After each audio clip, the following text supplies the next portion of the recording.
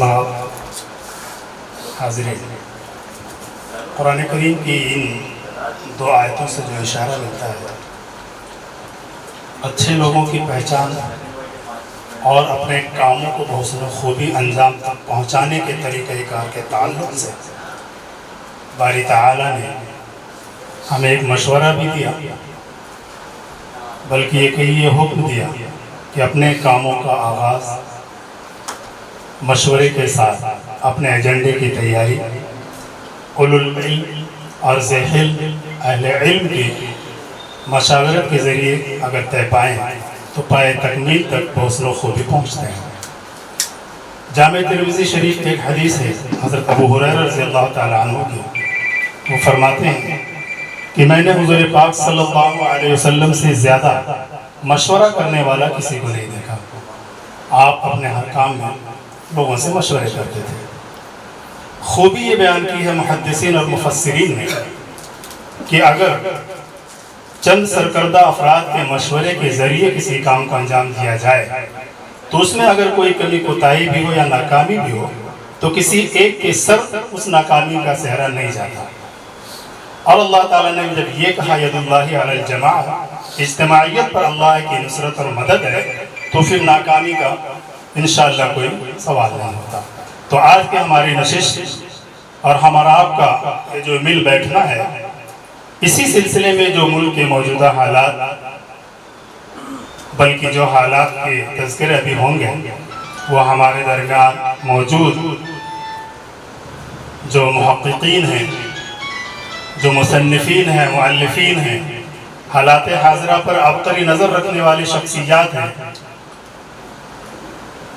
جن کے مطالعے میں، جن کے انالیسس میں، جن کے اسٹڈیز میں قومی اور کمیونٹی حالات بخوبی موجود ہوتے ہیں۔ ہمارے درمیان آج دو شخصیات ایسی ہیں، نہ صرف مہاراشٹرا، نہ صرف ادبی حلقہ، بلکہ ہندوستان میں رہنے والے ہر کمیونٹی، ہر قوم سے تعلق رکھنے والے احباب اقتدار ہوں، وہ چاہے ادبی، وہ چاہے سیاسی اور سماجی اور معاشی گلیاروں کے رہرو اور پیشوا ہوں، ان سبھی کے سامنے ان شخصیات کا وجود اور ان کا تعارف اور ان کی تحریر و تقاریر بخوبی پہنچتی رہی ہیں، ہر ایک جانتا ہے۔ میری مراد آج ہمارے درمیان تشریف فرما عالی جناب شمیل طارق صاحب سے ہے۔ اسی طریقے سے ہمارے درمیان اپنے تجزیہ نگاری اور اپنے تبصرہ نگاری کے ذریعے سے اپنے ممتاز اور یگانہ شخصیت بنانے والے شخصیت جو ہمارے بیچ موجود ہے جناب شکیل رشید صاحب کی، ہم دونوں ہی مہمانوں کا تہہ دل سے استقبال کرتے ہیں، بلکہ احتراما اور آپ کو اپنا بزرگ اور آج کی اس محفل کی روح رواں سرپرست سمجھتے ہیں، اور ایک رسمی استقبال کے لیے میں گزارش کرتا ہوں کہ آج ہم جس آفس میں موجود ہیں، بجنوری سماج فاؤنڈیشن، بلکہ لوگ ہند پارٹی کے یہاں پر صدر بھی موجود ہیں، اسی طرح سے بھیونڈی ایکشن فورس بطور خاص یہ آفس جو ہے بھیونڈی ایکشن فورس، ہم نے خان بدیعالزماں صاحب بھی ہمارے ساتھ ہیں۔ ان دونوں حضرات کی ایکٹیویٹیز کے لیے سے پورے بھیونڈی شہر میں جو سوشل سماجی تعلیمی خدمات انجام دی جا رہی ہیں، یہ دونوں بزرگ کی سرپرستی میں آج کی نشست کا انعقاد کیا گیا ہے۔ میں سب سے پہلے جناب شمیل طارق صاحب کا استقبال کرنے کے لیے بھیونڈی ایکشن فورس کے صدر اور سرپرست محمد قاسم انصاری صاحب کو آواز دیتا ہوں کہ شال پہنا کر اور خان بدیعالزماں صاحب گلدستہ پیش کر کے آپ کا استقبال کریں گے۔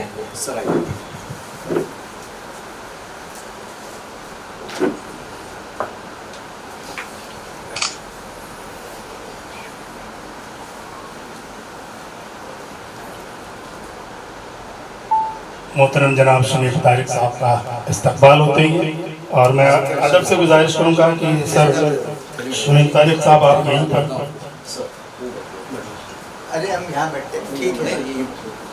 جہاں آپ کمفرٹیبل بہتر ہے۔ آئیے اسی طریقے سے میں جناب شکیل رشید صاحب کو درخواست کرتا ہوں اور آپ کی خدمت میں شال اور گلدستہ پیش کرنے کے لیے میں انہی دونوں حضرات کو ایک بار پھر دعوت دیتا ہوں۔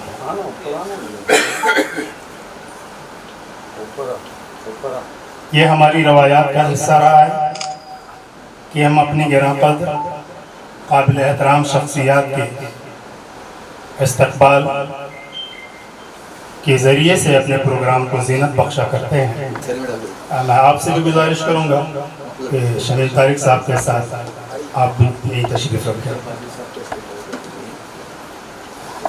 جی، اور ان دونوں حضرات کو آج اس پروگرام میں پہنچانے کا مرحلہ طے کرنے کے لیے جو کوشش اور جو اپنے محنت انجام دیے جناب اختر کاظمی صاحب کا بھی استقبال ہے۔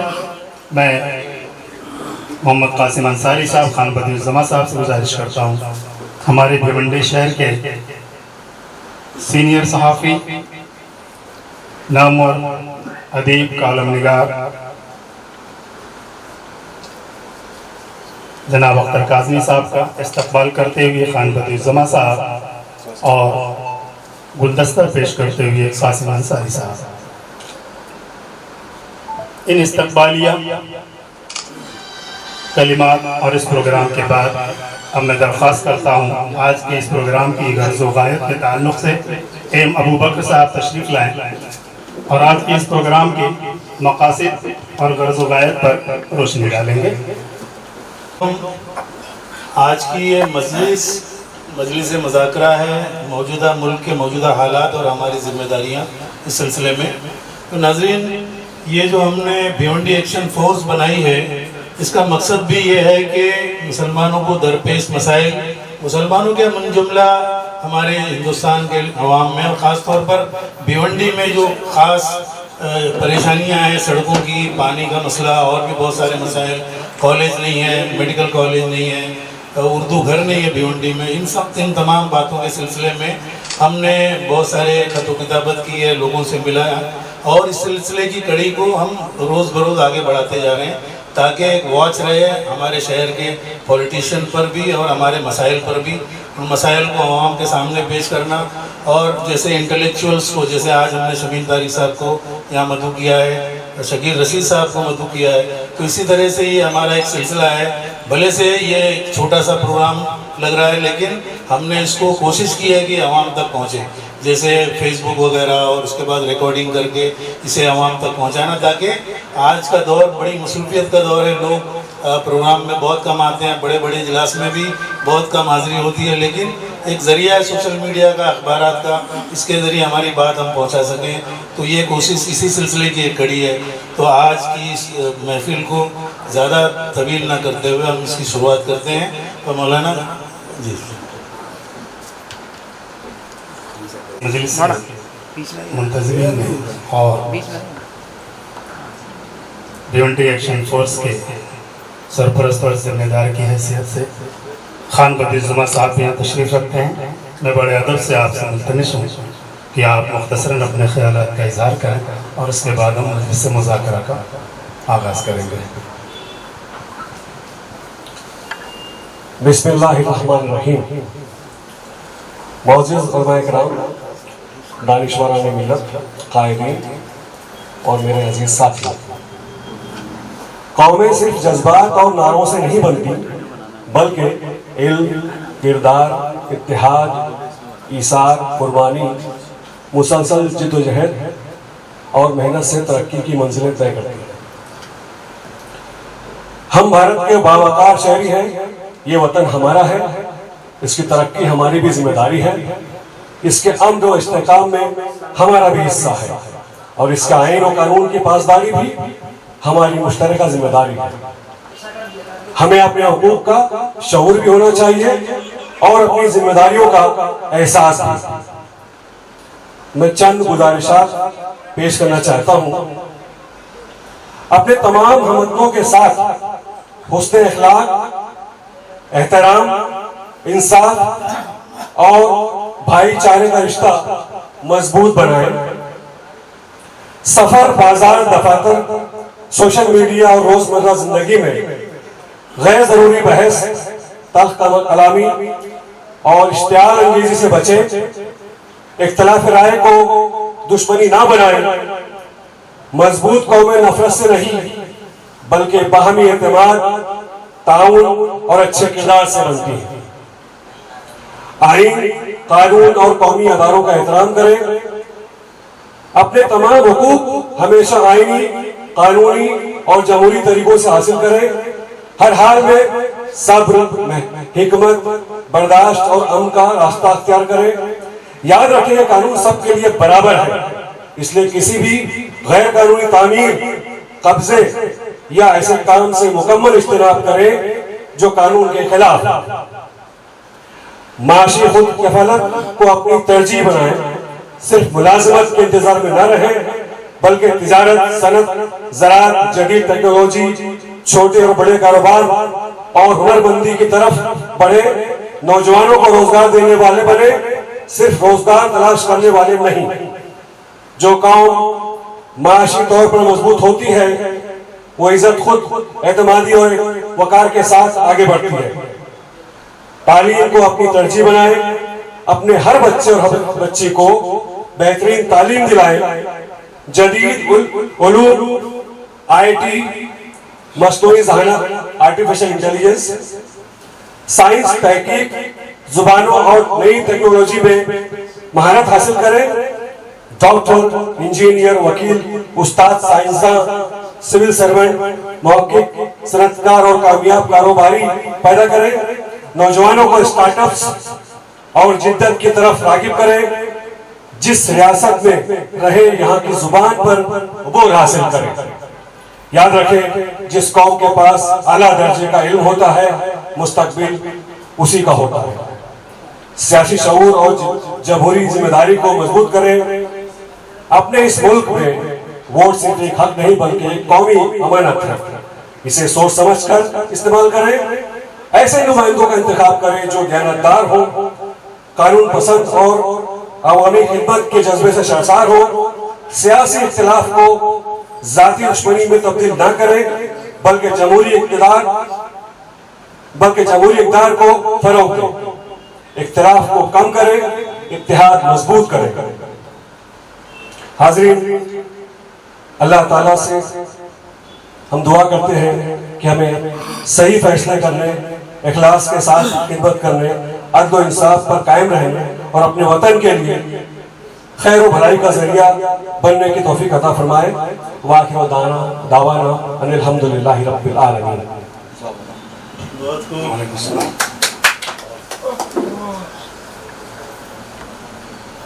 متعدد درجنوں کتابوں کے مصنف اور خالق، ہر مجلس میں اپنے منفرد پہچان بنانے والے شخصیت، ہم سبھی کے لیے قابل احترام میری مراد جناب شمیل طارق صاحب سے ہے کہ میں چاہوں گا ہم حاضرین کے سامنے آپ اپنے خیالات کا اظہار کچھ وقتوں کے لیے جو مناسب ہو پہلے کر لیں، پھر ہم اگلے پروگرام کے بعد۔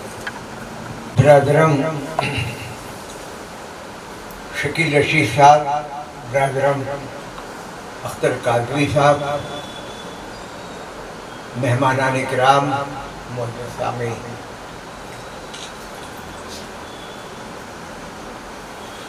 سب سے پہلے تو یہ وضاحت مجھ پر فرض ہے کہ میں کسی پارٹی یا کسی گروپ یا کسی آرگنائزیشن یا کسی جماعت سے وابستہ نہیں ہوں، نہ اس کی تبلیغ و تشہیر کے لیے میں یہاں حاضر ہوا ہوں۔ میں گزشتہ 4 مہینے سے تقریباً بہت کم اترا ہوں، بستری پہ رہا زیادہ۔ تو میں اختر بھائی نے کہا کہ بھائی آپ آ جاؤ، ذرا آؤٹنگ بھی ہو جائے گی، تو میں حاضر ہو گیا۔ کسی جماعت کے فروغ میں حصہ لینا یا اس سے وابستگی کا اعلان کرنا یا کسی ایکشن فورس کا حصہ بننا، کچھ پروٹیسٹ کرنا، یہ میرا کام نہیں ہے۔ میری شناخت ادب ہے، میرا شناخت علم ہے، میں طالب علم ہوں اور میں اسی کو مستحکم کرنا اپنا فرض سمجھتا ہوں۔ ابھی حالات حاضرہ پہ کچھ بات کرنے کے لیے کہا گیا ہے۔ اب حالات حاضرہ پہ سب سے بڑی بات تو یہ کہ کل ہمارے وزیر تعلیم نے استعفیٰ پیش کر دیا ہے، دھرمیندر پردھان صاحب نے. ہم اس کے استعفیٰ کا استقبال کرتے ہیں. ہماری پوری ہمدردیاں ان طلباء کے ساتھ تھی جن کے مطالبے کے پیش نظر رکھتے ہوئے انہوں نے استعفیٰ دیا ہے.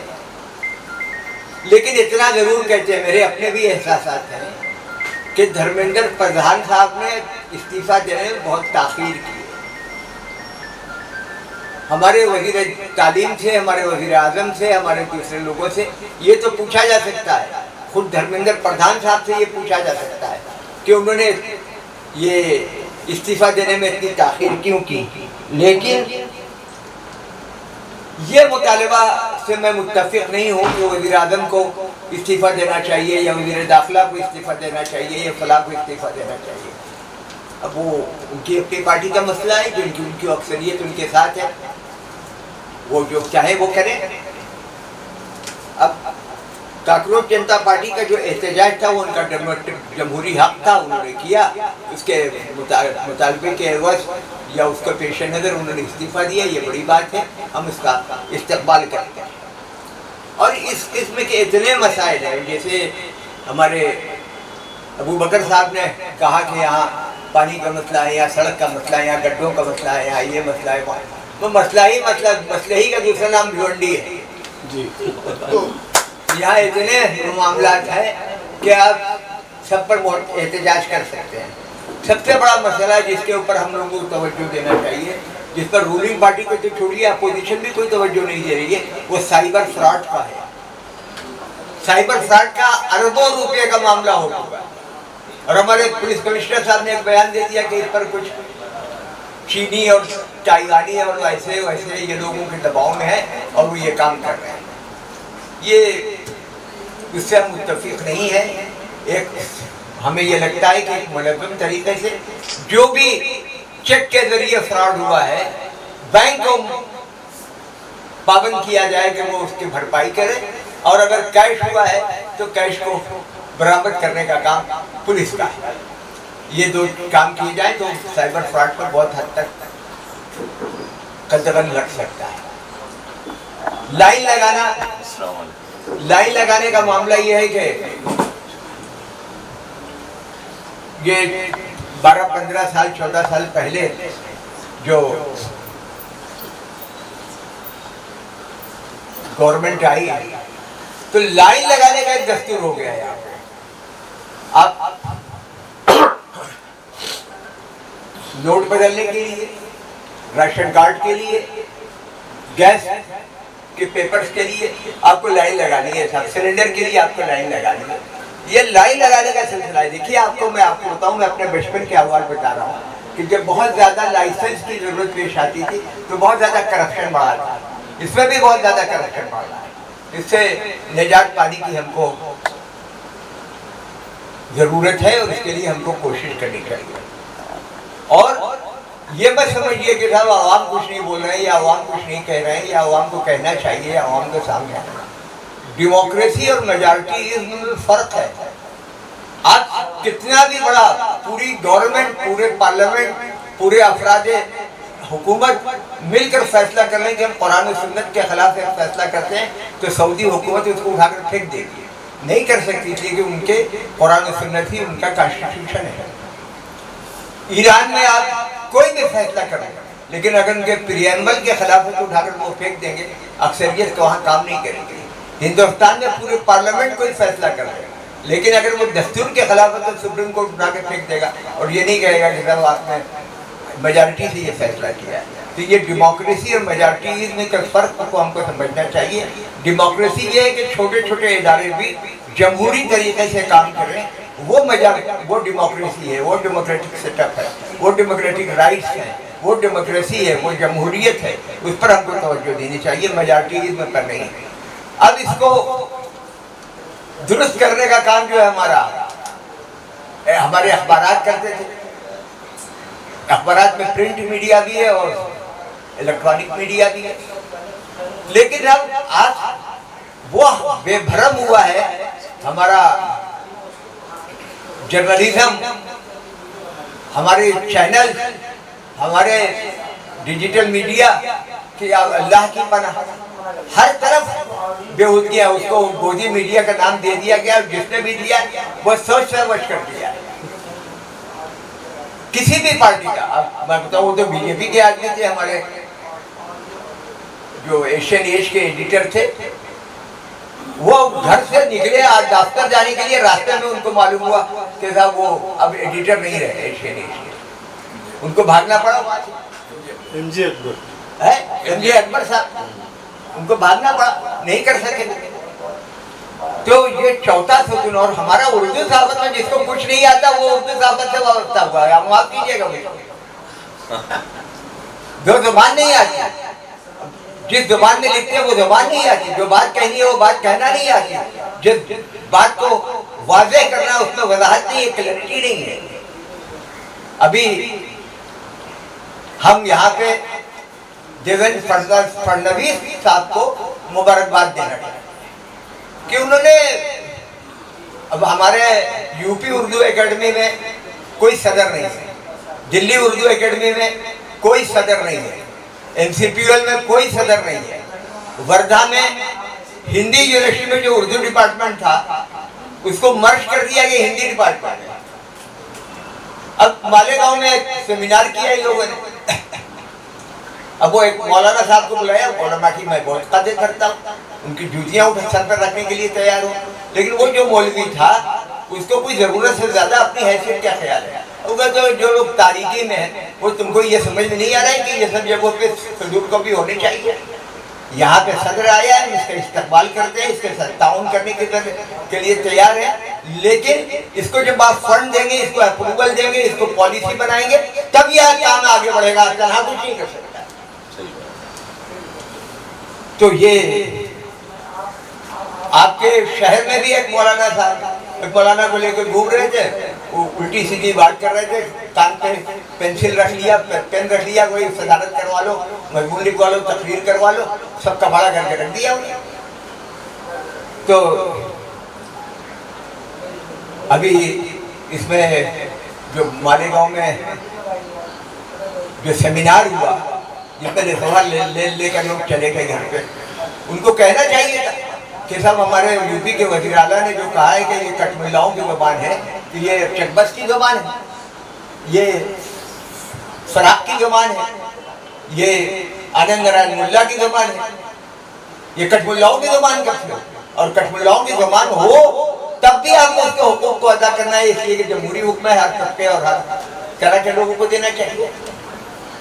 اور یہ بس سمجھیے آپ کہ یہ میں کانگریس کی بولی بول رہا ہوں، یا کانگریس کی حمایت کر رہا ہوں، یا کسی پارٹی سماجوادی کی حمایت کر رہا ہوں، نہیں، ایسا نہیں ہے۔ یہ واقعاتی اور حقیقی معاملات ہیں، ان پر آپ کو غور کرنا چاہیے۔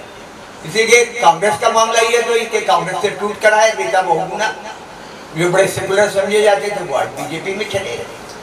عبد الرحمان انجلے صاحب کا لڑکا جو ہے وہ انتقال کر گیا، اللہ اس کی مغفرت کرے، لیکن وہ شیو سینا میں شامل ہو گیا۔ جو دوسرے لوگ تھے ان کا بھی معاملہ یہی تھا، تو سب سے بڑے اپنا گھر نہیں سنبھال سکے آپ۔ علماء کے وقار کو مجروح کرنے کا کام بھی اس جماعت نے کیا۔ آپ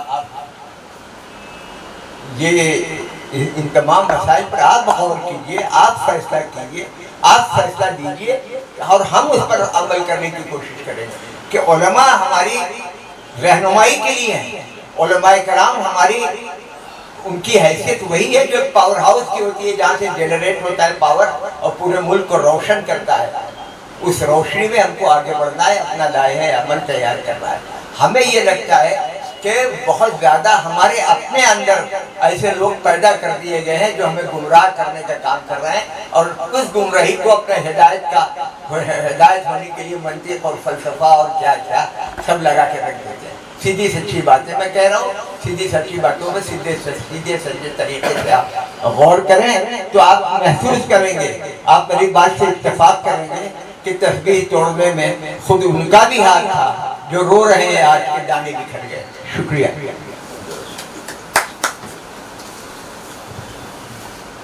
ملک کے مایہ ناز ادیب، محقق، مدقق، تجزیہ تبصرہ نگار جو مختصر وقت میں ایک جامع تبصرہ 90 तुले अल्फाज में एक बहुत बड़ा मैसेज हम और आप तक, बल्कि ये अगर प्रोग्राम लाइव हो रहा है तो पूरे मुल्क तक पहुंचा रहे थे। शुक्रगुजार हैं हम सब आपका कि आप तशरीफ़ लाए, हमें इस्तिफ़ादे का मौका मिला। इसी तरीके से मुझे याद आता है, कहीं तो मैंने एक छोटी सी तहरीर पढ़ी थी इब्न सफ़ी के नाम से। उस तहरीर को महल हवाला दिया गया था कि एक बाअसर कलमकार के कलम की रोशनाई नाकारा जिस्म में दौड़ने वाले खून से ज़्यादा कीमती होती है। ये खूबी होती है एक साहिब कलम की, एक तज्ज़िया निगार, तबसरा निगार, एक अखबार निकालने वाले की। आइए हम मुख्तसर में थोड़ी देर के लिए शकील रशीद साहब को ज़हमत देते हैं कि आपसे भी हम इस्तिफ़ादा करना चाहते हैं। शकील रशीद साहब। अस्सलाम वालेकुम। क्योंकि मजलिस मुज़ाकरा है तो मैं मुख्तसर से बात करूँगा, तकरीर तो करनी नहीं है।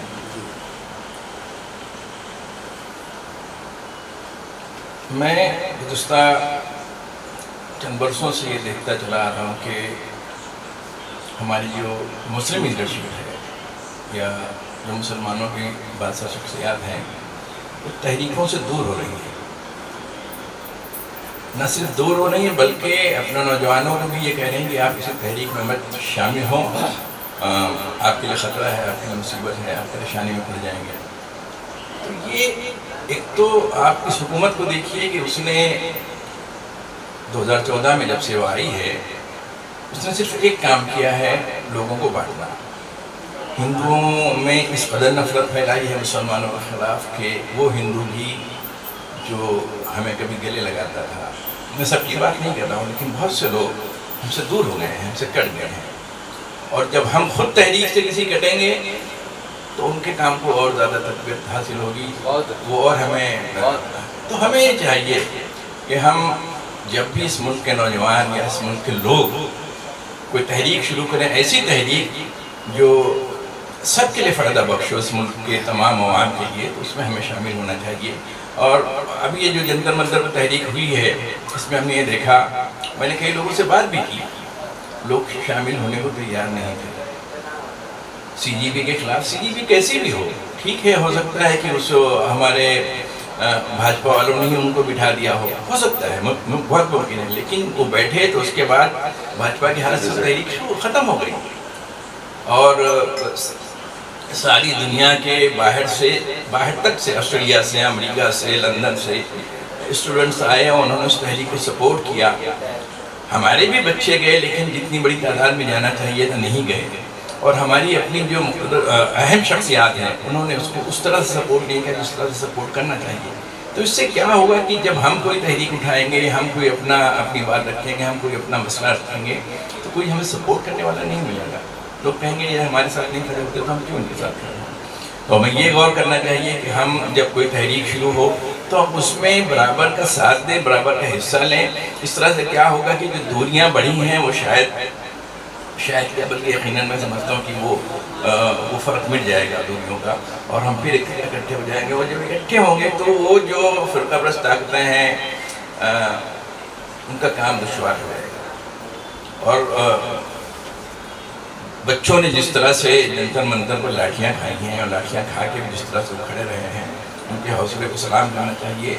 और यकीनन शमीम भाई ने तो नहीं कहा, लेकिन मैं ये मुतालबा रखता हूँ, बल्कि मैं चाहूँगा कि इसके लिए अमित शाह को, जो हमारे होम मिनिस्टर हैं मरकज़ी, उनको इस्तीफ़ा देना चाहिए, क्योंकि उनके हुक्म के बगैर पुलिस कोई काम नहीं करती। उनके ही ये सारी की सारी जिम्मेदारी जो है, सारा का सारा जो किया कराया है वो अमित शाह का है।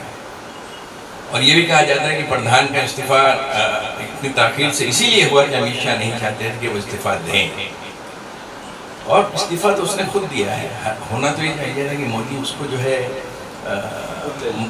भगा देते, उसको लात मार देते, लेकिन नहीं किया। और इस्तीफ़े के बाद भी लोग कह रहे हैं कि बच्चों को देखते हुए, मुल्क के हालात को देखते हुए हमने तो बहुत अच्छे काम किए, लेकिन हम इस्तीफ़ा दे रहे हैं।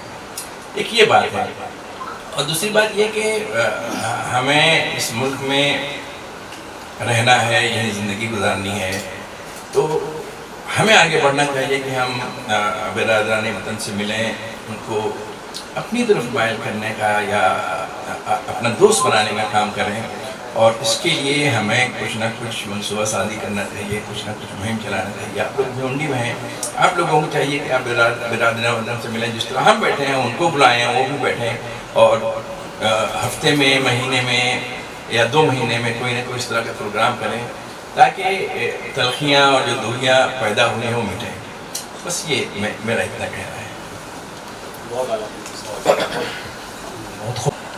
یہ ہوتی ہے دور رس نگاہوں اور طویل مطالعہ شخصیات کی باتیں، جو مختصر وقت میں مختلف الفاظ میں بہت ساری باتیں کہہ جاتے ہیں۔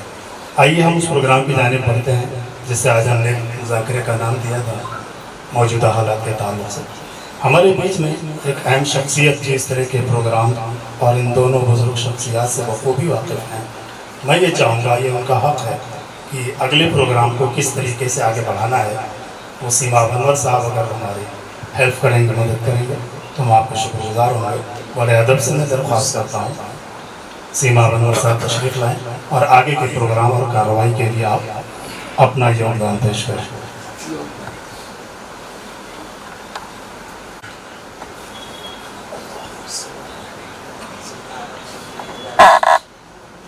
السلام علیکم ورحمۃ اللہ وبرکاتہ۔ استاد گرامی شمیم طارق صاحب اور ہمارے خاص مہمان شکیل رشید صاحب اور دیگر حمایدین شہر اور مہمانان کرام، ہم لوگ چند دنوں سے جس ماحول میں زندگی گزار رہے ہیں، یقیناً سوشل میڈیا نے اس میں بہت زیادہ اہم رول ادا کیا ہے۔ سماج ہمیشہ تبدیلی کے عمل سے گزرتا ہے۔ ٹیکنالوجی، تعلیم، سائنس، ترقی اور ذرائع ابلاغ نے انسانی زندگی کو بہت بدل دیا ہے۔ ایسے حالات میں ہر فرد کی ذمہ داری بنتی ہے کہ وہ معاشرے کی بہتری کے لیے اپنا مثبت کردار ادا کرے۔ شاید یہی مقصد آج کی اس مجلس کا ہے۔ ہمارے بیچ جو مہمانان ہیں وہ اس بات سے اچھی طرح واقف ہیں کہ احتساب انسانی زندگی کا ایک ایسا عمل ہے جو بار بار ہمیں کرنا پڑتا ہے، بلکہ ہر انسان کو احتساب کرنا چاہیے۔ ایک لفظ ابھر کے آیا دلی سے، اکاؤنٹیبلٹی، ذمہ داری یا احتساب، جواب دہی۔ تو یہ جو جواب دہی ہے یہ یقیناً ہر انسان کے اوپر ہے، اور خوشی کی بات یہ ہے کہ ان بچوں نے جو ہے احساس دلایا کہ بھائی جواب دہی بڑوں کی کیا ہوتی ہے، اور شاید یہی وجہ ہے یہ تحریک ملی ہوگی، میں سمجھتا ہوں آج کے اس مجلس کے لیے۔ اور جو انتخاب کیا ہے آپ حضرات نے 2 شخصیات کا، یقیناً آج ہمارے خیالات کو اور احساسات کو اور سوچ کو سیری حاصل ہوگی۔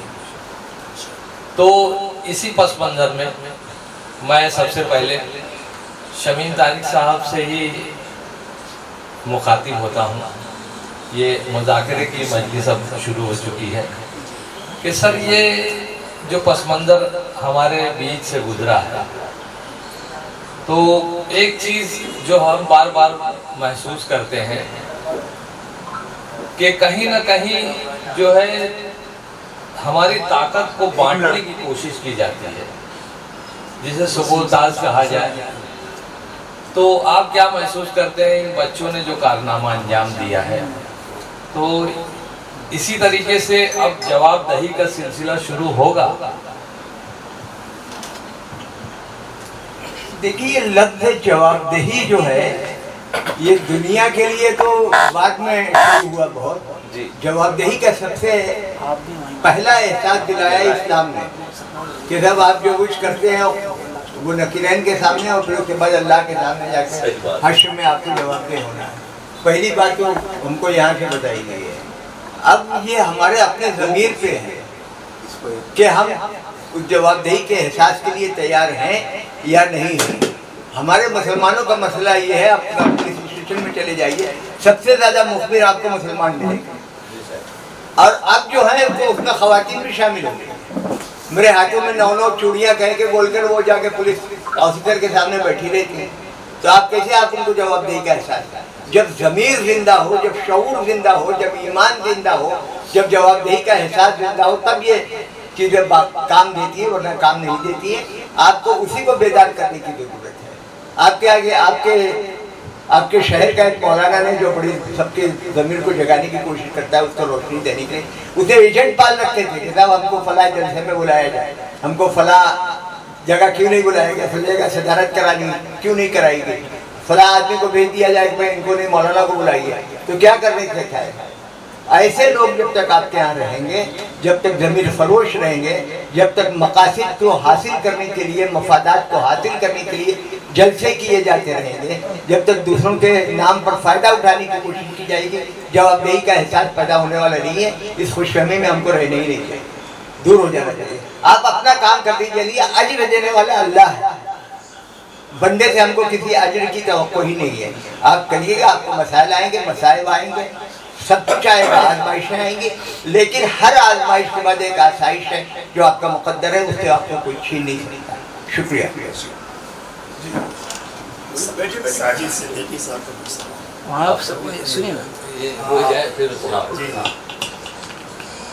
اب میں مخاطب ہونا چاہوں گا جناب شکیل رشید صاحب سے، جنہوں نے ایک عرصہ اردو صحافت میں گزار دیا، اور ان حضرات کو دیکھ کے یقیناً ہم تحریک حاصل کرتے رہے ہیں کہ جس طرح سے شمیم طارق صاحب نے جوابدہی سے متعلق کہا، تو یقیناً سچائی، دیانتداری اور ایمانداری اور انصاف، یہ ایسے الفاظ ہیں جو ہر انسان کی زندگی میں ہونا چاہیے. لیکن فی الوقت جس دور سے ہم گزر رہے ہیں، یہ ساری چیزیں مفقود ہوتے جا رہی ہیں. تو آپ اس سلسلے میں کیا کہنا چاہیں گے؟ اب یہ جو واقعہ ہوا جنتر منتر کا، اس کے حوالے سے میں بات کرتا ہوں، اور جوابدہی کے تعلق سے جو آپ نے پوچھا. اس حکومت نے جب کسانوں کی تحریک شروع ہوئی تھی، اسے ختم کرایا تھا. مودی نے معافی بھی مانگی تھی اور مطالبات بھی قبول کیے تھے. ان میں کئی مطالبے تھے کہ ہم منیمم پرائس طے کریں گے، کسانوں کے جو مقدمے ہوئے ہیں، FIR ہوئی ہیں، انہیں ختم کر دیں گے. لیکن کیا ہوا؟ نہ منیمم پرائس طے ہوئی، نہ کسانوں پر سے مقدمے ہٹے، مقدمے چل رہے ہیں. تو جوابدہی کا جو ایک تصور ہے جو ہمارے شمیم صاحب نے بتایا، وہ ہم لوگوں میں تو ہے، حالانکہ ہم لوگ اس پہ عمل نہیں کرتے. لیکن یہ جو بیٹھے ہوئے ہیں حکومت میں، ان کے اندر جوابدہی کا کوئی تصور نہیں ہے. مودی نے آج تک کبھی سچ نہیں بولا، ایک سچ نہیں بولا، نہ اس کی حکومت میں بیٹھے تمام وزراء نے. تو انہوں نے جو مطالبے جو کہا ہے کہ ہم FIR ختم کر دیں گے طلبہ پر سے، جو اور مطالبے پورے کریں گے، مجھے نہیں لگتا کہ کچھ ہونے والا ہے. انہوں نے اپنے سر پر سے ایک بوجھ، ایک مصیبت جو آ رہی تھی، اس کو اتارنے کے لیے یہ سب کچھ کیا ہے. تو اب تو وہ کنسیپٹ ہی ختم ہو گیا ہے کہ حکومت کا بھی اور عام لوگوں کا بھی، کہ ہمیں جواب دہ ہونا ہے کسی کے سامنے. اور تو مجھے نہیں لگتا کہ سچائی اب اس دنیا میں رہ گئی ہے، صداقت رہ گئی ہے. لوگ اپنے اپنے میں مست ہیں، کمانے میں مست ہیں، جینے میں مست ہیں. نہیں رہے گی جس پارٹی کی حکومت ہے. جی، آپ کو میں ایک واقعہ سناؤں راجیو گاندھی کے دور کا. اس زمانے میں دوردرشن جو ہے، دوردرشن سرکاری چینل ہوتا ہے نا، دوردرشن سرکاری ہے. اس پہ ونود دوا ہوا کرتے تھے، ایک بہت بڑے جرنلسٹ تھے، وہ انٹرویو لیا کرتے تھے. تو ایک صاحب کو وزیر بنایا راہل گاندھی نے، اور انہوں نے دعا سے کہا کہ ان کا ایک انٹرویو آپ کو دینا ہے. وہ پہنچے وہاں انٹرویو کے لیے. ونود دوا نے جب انٹرویو لینا شروع کیا تو پتہ چلا کہ انہیں اپنی وزارت کے تعلق سے ایک چیز بھی نہیں پتا، کچھ نہیں جانتے. और विनोद दुआ ने उस इंटरव्यू को एज इट इज रिलीज कर दिया वैसे ही। वो वजीर जो है वहाँ रोने लगा था उसके बावजूद। हाँ, उसके दूसरे दिन बड़े बड़े जो वज़रा हैं, जाखड़ हैं और कौन कौन दुनिया भर के जो समाचार थे वो वहाँ पहुँचे राहुल उसके राजीव गांधी के पास कि भाई ये तो हमारा अपना चैनल है, इसका पैसा हम देते हैं, एंकर को तनख्वाह हम देते हैं और उसने ये ऐसा किया है, उससे हमारी अपनी बदनामी हुई। तो राजीव गांधी ने वहाँ कहा कि वो शख्स जिसको हमने वज़ीर बनाया तो वाकई में कुछ नहीं जानता था अपनी वजारत के ताल्लुक से। जब वो नहीं जानता तो जो कुछ विनोद दुआ ने जो इंटरव्यू लिया उसे पेश करना दुरुस्त है। उसने ये नहीं कहा कि विनोद दुआ ने ये किसी ज़माने में ये था और दूसरे दिन उस वज़ीर ने इस्तीफ़ा भी दे दिया, लेकिन अब इसका कोई तसव्वुर नहीं। अब दुनिया इस तरह की नहीं रहेगी, बहुत ख़राब हो गई। मैं शगुन तारिक साहब से दोबारा मुखातिब होना चाहूँगा एक शेर के हवाले से कि मैं तुम्हें अपने उसूलों की कसम देता हूँ, मुझको मजहब के तराजू में न तोला जाए और मैंने इंसान ही रहने की कसम खाई है, मुझको हिंदू या मुसलमान न भूला जाए। ये इसी तनाजुर को हम जो है 24 घंटे देख रहे हैं, तो आप क्या कहना चाहेंगे? नहीं, मैं दो बातों की तरफ आपकी तवज्जो दिलाना चाहता हूँ जिसकी तहरीक हुई है आपके सवाल से ही। पहली बात ये है कि जब हमारे अटल बिहारी वाजपेयी जी की 13 दिन की गवर्नमेंट गिरी थी तो एक वोट से गिरी थी जी। हमारे महाराष्ट्र से ही ताल्लुक प्रमोद महाजन साहब, उन्होंने कहा था एक वोट से इंतजाम करना क्या मुश्किल है, लेकिन वाजपेयी जी ने उसको मना कर दिया था कि नहीं, अब कोई गैर अखलाकी नहीं काम करेगा। उसके बाद जो है नरसिम्हा राय साहब की हुकूमत में जो कुछ हुआ, अजीत सिंह ने जो कुछ किया वो सब आपके सामने है। तो एक तो मसला बद अखलाकी का है, गैर अखलाकी मामला को अपनाने का है, एक तरफ ये है। दूसरी तरफ ये है कि साहब ना हम आप हिंदू रहे ना हम मुसलमान रहे, क्यों साहब मैं इसको तस्लीम करने के लिए एक लम्हे के लिए भी तैयार है। मेरा ये है कि आप हिंदू रहे हम मुसलमान रहे, जो पारसी है वो पारसी रहे, जो क्रिश्चियन है वो क्रिश्चियन रहे, हम अपने मजहब पर रहें और अपने मजहब के खिलाफ कोई ना काम करें ना छोड़ें। और आपको ये हक नहीं है कि आप अपने मजहब को अमल करते हुए हमारे मजहब को छेड़ें। हमारे अपने मजहब को छोड़ो मत, दूसरों के मजहब को छेड़ो मत। जब तक हम इस पर अमल नहीं करेंगे हमारा कोई मसला हल नहीं है। हम जिस किस्म की सोसाइटी में रहते हैं, आपको बताइए कि एक ही दफा मेरे 11 बहन भाइयों का इंतकाल हो गया। 11 मेरे वालिदैन पे क्या गुजरी होगी। एक भाई जो बड़ा था मुझसे वो पुरस्कार हालात का शिकार हो गया। तो मैं एक हिंदू औरत मेरे यहाँ आया करती थी, मेरी वालिदा के पास, चप्पल टूटा हुआ, साड़ी फटी हुई, सर पे बाल ऐसा जैसे महीनों से उसने तेल नहीं लगाया है। अब वो आ जाए तो मेरी वालिदा सब काम छोड़कर उसको लेकर बैठ जाए। मेरी 7-8 साल की उम्र थी। तो मैंने कह दिया कि वहाँ आप क्या खराब सी औरत के साथ बैठी रहती है। अब ये कहना था वही माँ जो कभी गुस्से से मेरी तरफ देखती नहीं थी, जूते से, चप्पल से और थप्पड़ से और मुक्के से जैसे मार सकती थी वैसे मारना शुरू किया। और इतना मारा कि वो थक गई और फिर रोने लगी। फिर बैठाया, फिर मारा, फिर बताया कि कुछ तुमको कुछ समझ नहीं आया तो इतना समझ में तो आया होगा कि ये मेरी दोस्त है, तुम्हारी माँ की दोस्त है, तो इनके साथ कैसा मामला करना चाहिए। और फिर ये बताया कि अपना उनकी अलमारी में पलंग के सामने ही अलमारी बनी हुई थी दीवार के अंदर, उसको खोला, उसमें से एक पोटली निकाली और दिखाया। उसमें 5,000 था कि 50,000 था कि 5 लाख था, ये मैंने गिना नहीं, मुझे देखा नहीं। तो वो बताया कि मैं इसको देना चाहती हूँ, ये नहीं देती है, ये मेरी गुइया है। ये लफ्ज़ पहली दफ़ा मैंने सुना था, पहली दफ़ा सुना मैंने। गुइया उस औरत को कहते हैं, उस लड़की को कहते हैं जो किसी के साथ खेली हो। बोली ये राजा की बेटी है, ये जमींदार की बेटी है, इसके घर क्या शान शौकत थी वो मैं जानती हूँ। इसको ससुराल में कुछ मामलात हो गए तो इसका ये हाल हुआ है। लेकिन इसकी गैरत का आलम ये है कि ये साबुन बेचती है और अपनी कफालत करती है, किसी से मदद नहीं लेती, किसी से मांगती नहीं है, किसी से साहिल बनकर किसी के पास नहीं जाती। कि जब तक ये गैरत आपके अंदर पैदा नहीं होगी, उस गैरत को जगाने की कोशिश है। एक से एक हो गई। मैं बनारस हिंदू यूनिवर्सिटी में पढ़ता था, कॉमर्स में ग्रेजुएशन कर रहा था। प्यून आया, कहने लगा आप तो बुला रहे हैं वहाँ पे डीन साहब, भंडारी साहब डीन थे, हम चले गए तो देखा वहाँ पंडित जी भी बैठे हुए। पंडित जी हमको मैथमेटिक्स पढ़ाते थे। कहले साहब आपको एग्जाम नहीं देना, क्या देना है सर? कहले साहब आपने फीस नहीं जमा दिया है। तुमने कहा सर हम झूठ बोले हैं सच? बोले नहीं सच बोलो। तो बोला लेके घर से पैसे लेके आए थे, लेकिन दोस्तों में खत्म हो गया। सीधी सीधी, हालांकि वो कुछ और मामला था, लेकिन हमने वहाँ पे ये जो बात कही थी वो आपको बता रहा था। तो पंडित जी जो हम लोग को ज्योमेट्री पढ़ाते थे, उन्होंने कहा ये पैसा मैं दे रहा हूँ, तुम्हारी सच्चाई पर हमको भरोसा है और जिंदगी में कभी झूठ मत बोलना।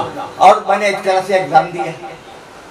तो ऐसे लोगों की कमी नहीं है। और मेरा जो यकीन है, मेरा यकीन है, और यकीन का बार बार मैं इजहार करता हूँ कि कभी भी पॉलिटिकल एजेंडा जो है ह्यूमन नेचर के ऊपर कभी फौकियत अख्तियार नहीं करेगा। आप अच्छाई करते रहिए, आज अल्लाह से मांगिए बजाय बंदे से मांगने की कर दिया।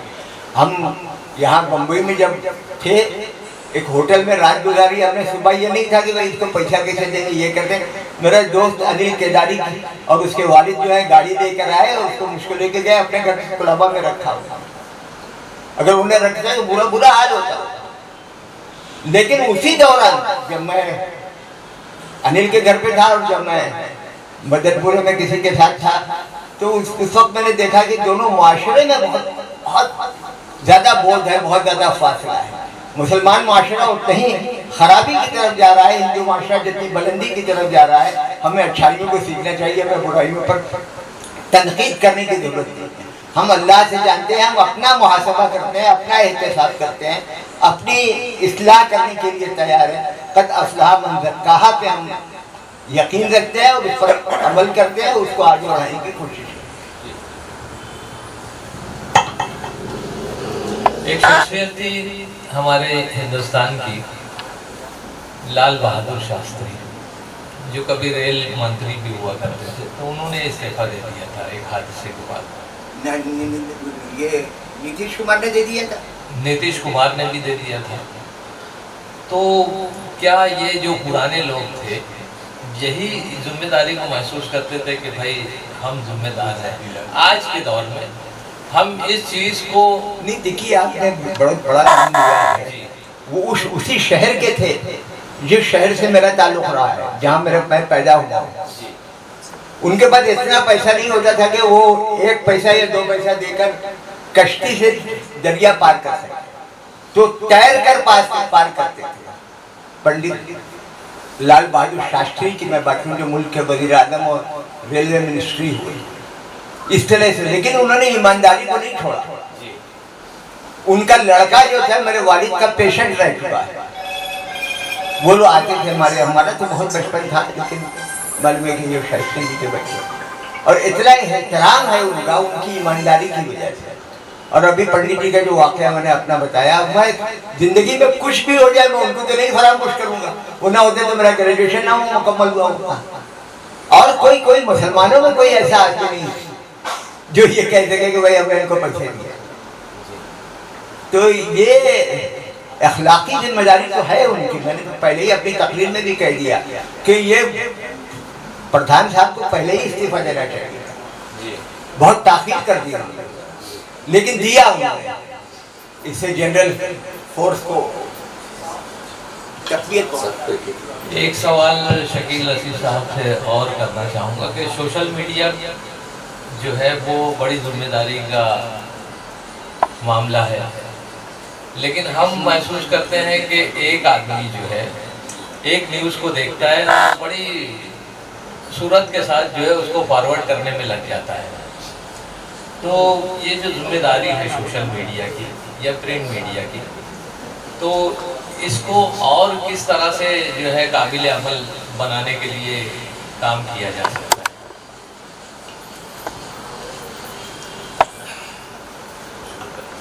देखिए, वो सच सुनना चाहते हैं, सच पढ़ना चाहते हैं जी। और ये सोशल मीडिया पे जो चैनल जो جیسے رویش کمار کا ہو گیا، عارفہ خانم کا ہو گیا، اور بھی بہت سے نام ہیں اس طرح سے. ان کے سبسکرائبر بھی بڑھے ہیں اور ان کو دیکھنے والے بھی بڑھے ہیں. اور بلکہ کبھی کبھی تو یہ ہے کہ جو چینل ہمارے ہیں جن کو گودی میڈیا کہا جاتا ہے، ان سے زیادہ دیکھنے والے ہیں کچھ لوگوں کے سوشل میڈیا پہ جو چینل آتے ہیں. تو اس کا مطلب ہے کہ لوگ سچ جاننا چاہتے ہیں، سچ دیکھنا چاہتے ہیں. تو ہم جتنا سچ پروسیں گے، جتنا سچ بولیں گے، جتنا سچ دکھائیں گے، جتنا سچ لکھیں گے، اتنا ہی ہم آگے بڑھیں گے. اور اگر ہم نے جھوٹ لکھنا شروع کیا تو ہو سکتا ہے کہ ایک آدھ دن 2-4 دن ہمارا اخبار خود بڑھے، خود بہت آگے جائے، کہ اس کے بعد مستقل وہ گرنا شروع ہوتا ہے. آج دیکھیں اخباروں کی یہ حالت ہے، گودی میڈیا کی یہ حالت ہے. لیکن ڈیجیٹل پلیٹ فارم پہ جو چینل آ رہے ہیں، میں خبروں کی بات کر رہا ہوں، تبصرے جن کا ہو رہے ہیں، جو سچ پیش کرتے ہیں وہ بڑھ رہے ہیں. تو بس یہی ایک طریقہ ہے کہ ہم سچ بولتے رہیں، سچ دکھاتے رہیں، سچ پیش کرتے رہیں. السلام علیکم. جی میں ساجد صدیقی کی پرنسپل. جیسے کہ شکیل صاحب آپ نے پہلے کہا کہ جتنے بھی پروٹیسٹ ہوتے ہیں اس میں مسلمانوں کی شرکت ہونی چاہیے. پھر سیماب صاحب کے دوسرے سوال کا جواب میں آپ نے کہا کہ یہ جو حکومت ہے یہ جواب دہی کے راستے پہ ہے ہی نہیں. پھر ایسے میں جب مسلمانوں کے نزدیک یہ ایک ذہن بن چکا ہے کہ یہ حکومت جواب دہی کے کوئی عمل پر آگے نہیں آتی ہے، اور اگر مسلمان کوئی پروٹیسٹ پہ جاتا ہے تو اس کے خلاف جو نتیجہ نکلتا ہے، جیسے جس کی مثال شرجیل امام ہے یا شاہین باغ ہے، تو ایسی صورت میں مسلمانوں کے جو حالات ہیں پورے دیش پہ ہم واقف ہوں سے. تو ایسے حالات میں اگر ہمارا مسلمان بچہ کسی پروٹیسٹ کا حصہ ہوتا ہے، اس کے خلاف جب کوئی کارروائی ہوتی ہے تو اس کارروائی کے لیے اس کا گھر کتنا پریشان ہوتا ہے، اس سے ہم بخوبی واقف ہیں. تو آپ نے جو کہا کہ اس پروٹیسٹ کا حصہ بننا چاہیے، تو اس کے نتائج کیا ہوں گے، اس پر اب روشنی ڈالیں. دیکھیے ایک چیز تو آپ یہ سمجھ لیجیے کہ آپ کسی پروٹیسٹ کا حصہ نہیں بھی ہوتے ہیں تب بھی آپ پکڑے جاتے ہیں. تو آپ ایک پروٹیسٹ کا حصہ بن کے پکڑے جائیے تو آپ کے ساتھ لوگ کھڑے ہوں گے، ورنہ کوئی کھڑا نہیں ہوگا آپ کے ساتھ. گجرات میں بچے پکڑے جا رہے ہیں مدرسوں کے، کون کھڑا ہو رہا ہے ان کے ساتھ؟ وہ تو کسی پروٹیسٹ میں نہیں گئے تھے.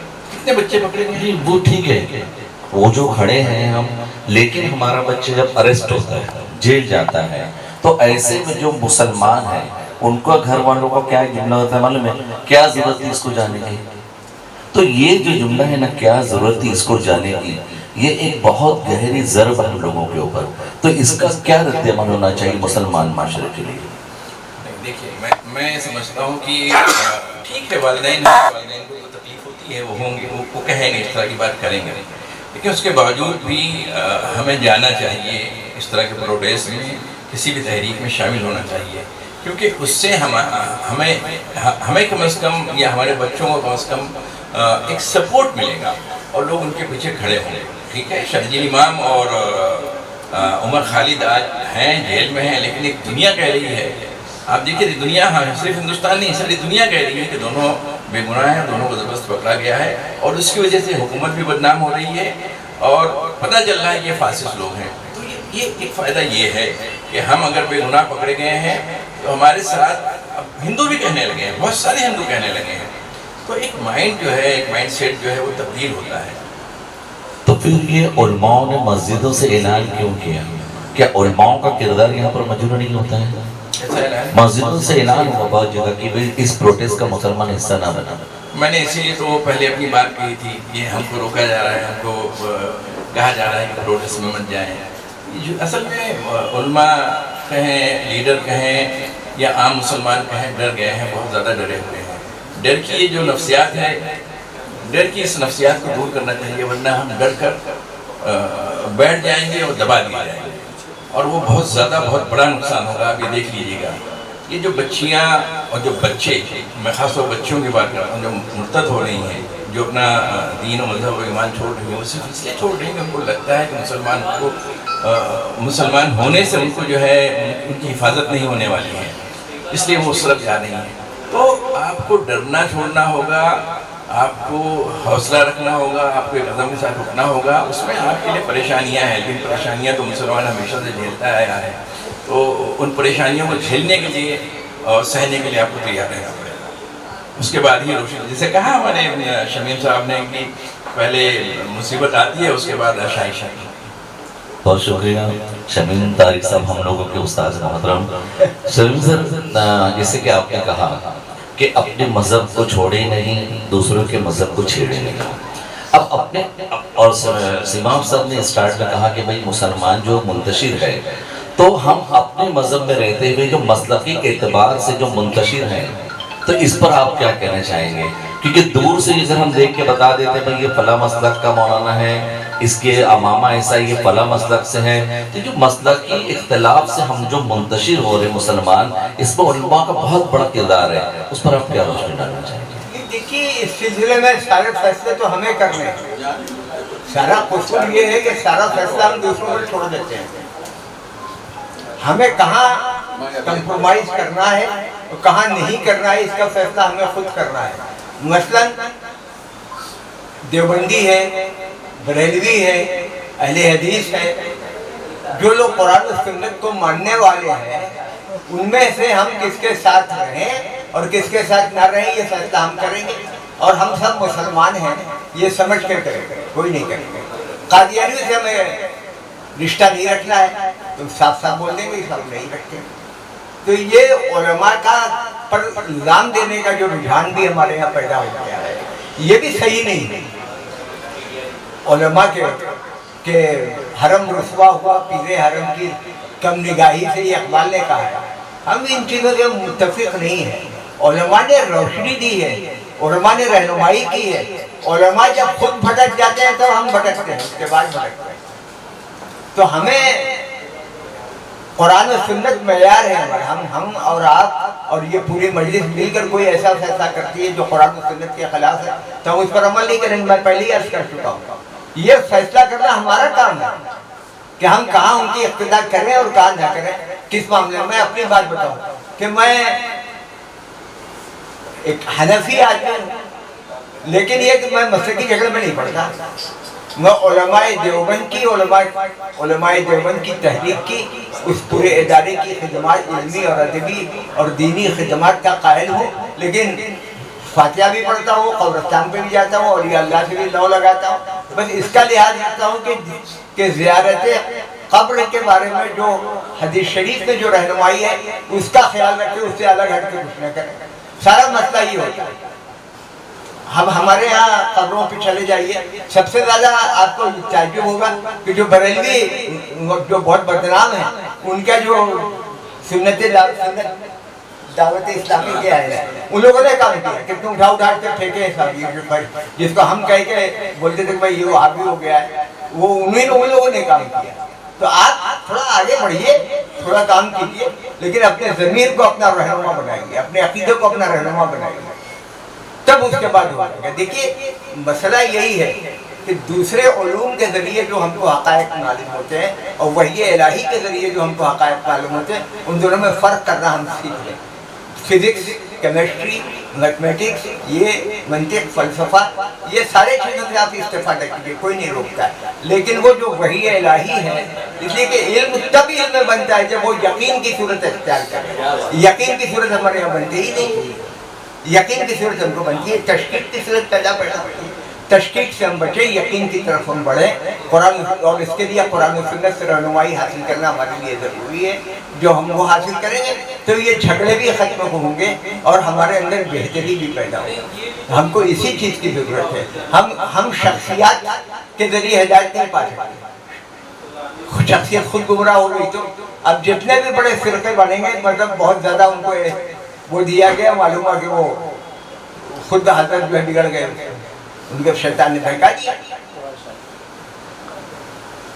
جی شمیم صاحب، ایک سوال میرا آپ سے ہے کہ حب الوطنی جو ہم ایک فلسفہ، ایک زندگی، مطلب ہندوستان میں رہ رہے، یہاں کے شہری ہیں، اپنے وطن سے محبت، اس کے قوس سے محبت، کیا یہ محبت یا حب الوطنی ہمارے مذہب کے آڑے آتی ہے؟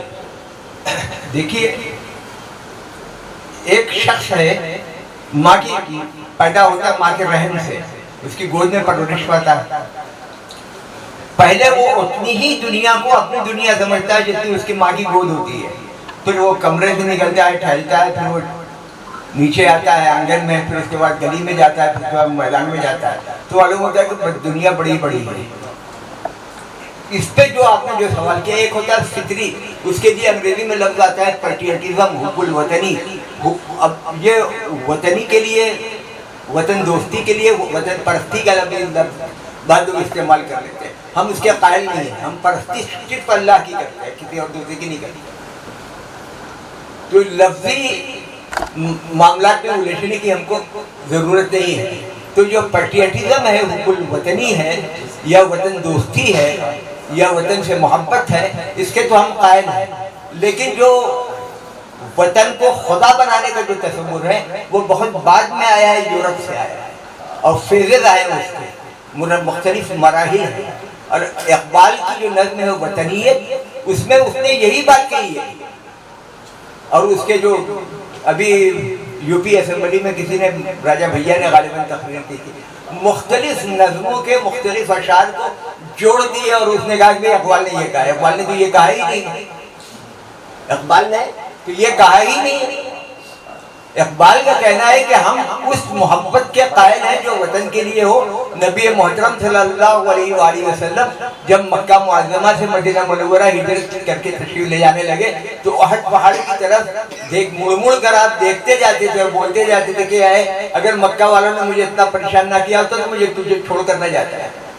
یہ ہماری فطرت کا حصہ ہے. لیکن اگر اس کو کسی نظریے کے طور پر آپ تھوپیں گے تو ہم اس کو قبول نہیں کرتے.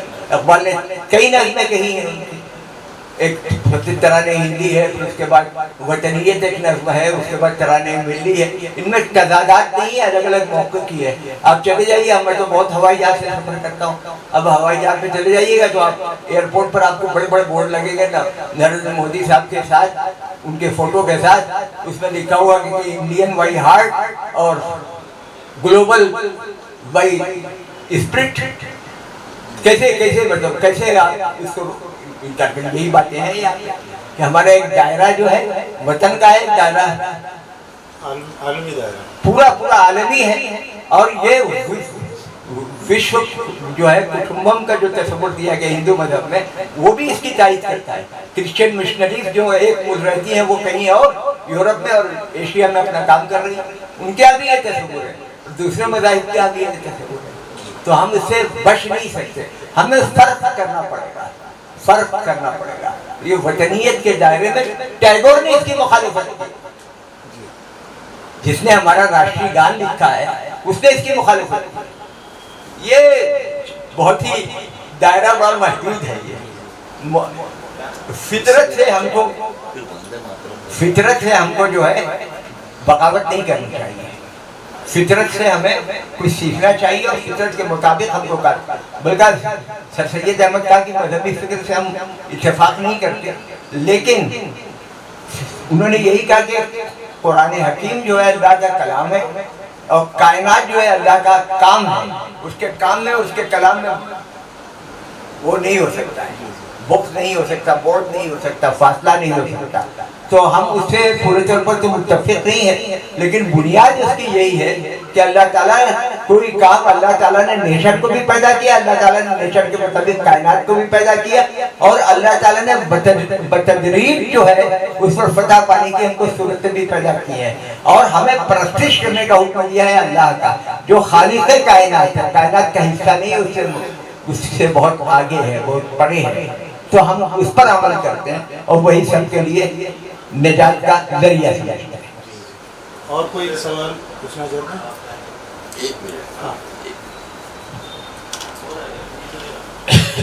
میرا ایک سوال بہت معمولی سا ہے شکیل رشید صاحب سے. وہ یہ ہے کہ میرے پاس سب لوگوں کو یاد ہوگا کہ 22 تاریخ کو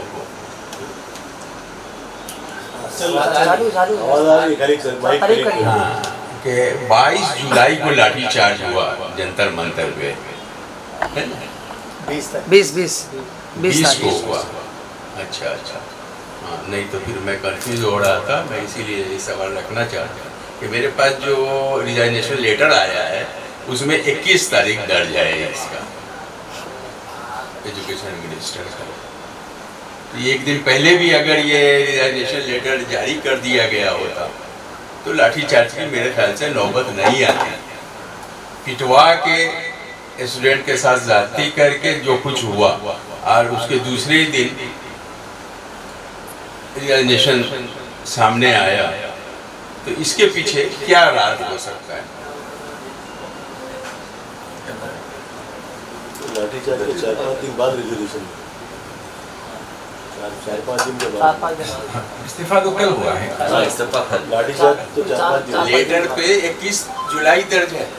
لکھ کے رکھا ہوگا سگنیچر کے ساتھ اس کو جاری نہیں کیا. حکومت لاٹھی چارج ہی ان کے لیے ایک زد آیا کہ ایک معصوم بچے لاٹھی چارج سے ہاتھ پیر توڑ رہے, سر پھوڑ رہے, اس کے باوجود اس ضد پہ نڑے نہیں ہٹ رہے. تو یہ بچوں سے بڑی جیت اب ہماری نہیں ہے, ہم کو اپنی جیت اور اپنی اکڑ توڑ دینا چاہیے, ورنہ یہ پورا ٹوٹ جائے. تب وہاں وہ ٹوٹے. اگر یہ بچے, ان کی ایک لاس یہ تھی کہ لاٹھی چارج کرنے کے بعد بچے اپنے گھر چلے جائیں گے, ہمارا کچھ نہیں ہوگا. لیکن جب انہوں نے لاٹھی چارج کو چارج کر کے دیکھ لیا کہ اب کچھ نہیں ہونا, پھر بھی کوئی نہیں ہٹ رہا ہے, تو یہ ٹوٹے. تب یہ لیٹر جاری ہوا. تب یہ لیٹر جائے. اگر بچے وہاں ڈر کے ہٹ گئے کہ وہ پردھان کو ہٹانا نہیں چاہتے, نہیں چاہتے, پردھان بچوں کی طاقت سے ہٹے. نہ ہٹانے کی وجہ صاف ہے, وہ RSS کا آدمی ہے, جن سنگھ کا آدمی ہے وہ, اور پرچارک بھی رہا ہے کسی زمانے میں, اور بہت دن تک اس نے کام کیا ہے, اور یہ جو 2014 سے تک کئی اہم منسٹریوں میں رہا ہے. اور وہ RSS کو پیسے دینے, ONGC سے اس نے 650 کروڑ کتنے روپے جو ہے RSS کو دلوائے تھے. تو وہ اسی لیے وہ لوگ چاہتے تھے کہ یہ بنا رہے. RSS کا بھی دباؤ تھا. اور اس کے علاوہ ان کی آپسی لڑائی بھی ہے. آپسی لڑائی بھی ہے. امت شاہ کچھ چاہتے ہیں اور مودی نریندر موہن کچھ اور چاہتے ہیں.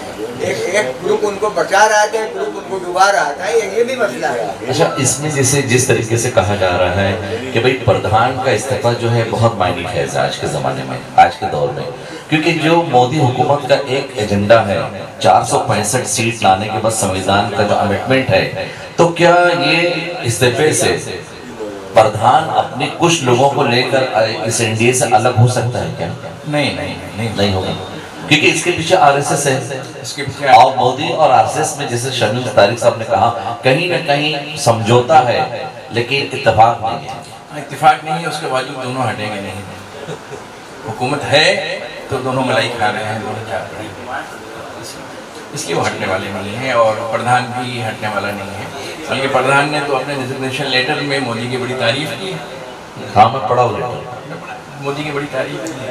تو یہ لوگ لڑتے ہیں, لڑتے رہیں گے, سب کچھ ہے, لیکن ایک دوسرے کو چھوڑیں گے نہیں, ایک دوسرے سے مل کر رہیں گے, جم کر رہیں گے, کیونکہ ان کو حکومت کرنی ہے. حکومت کرنے کا مقصد صرف یہ ہے کہ خود سے خود اپنی جیب بھری جائے, خود سے خود خزانہ کمائے.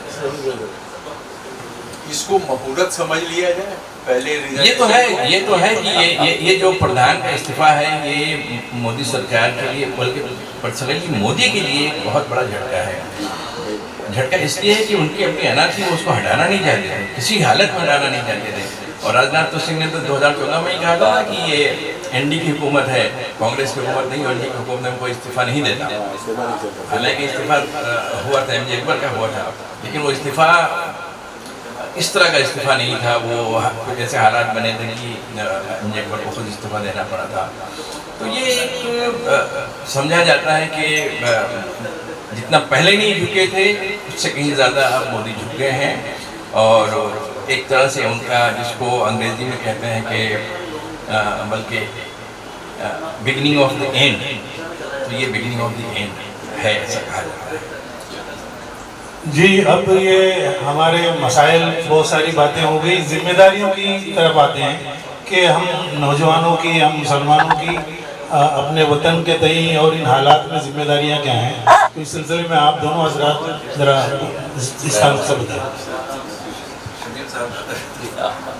بھئی اس سلسلے میں مسئلہ یہ ہے کہ آپ جلسہ کریں, ایک ریلی کریں, ایک اسٹیج بنائیں, ایک شخص آئے گا دھکے مار کو آپ کو نکال دے گا اور وہ اس پہ قابض ہو جائے گا. یہی ہو رہا ہے ہمارے یہاں. हमारे ऐसे लोगों को तैयार करना पड़ेगा, आप जो मसाइल को समझें, मसाइल का हल बताएं और गवर्नमेंट को लिखें और पेपर्स को लिखें। आप शकील रशीद साहब हैं, मैं तो एक्टिव जर्नलिज्म से वाकिफ नहीं हूँ, वाबस्ता भी नहीं हूँ, कि मुरासला लिखने वाले भी कम होते जा रहे हैं बराबर। उनको मुरासला लिखना नहीं होता, बस ये लेकर फला जगह पैदाइश हो गई, ये पैदाइश लिखने वाले भी कम हो गए, फला की मौत हो गई, फला का ये हुआ, बड़ा अच्छा आदमी था, फला ये हो गया, बस यहीं तक लिखता है।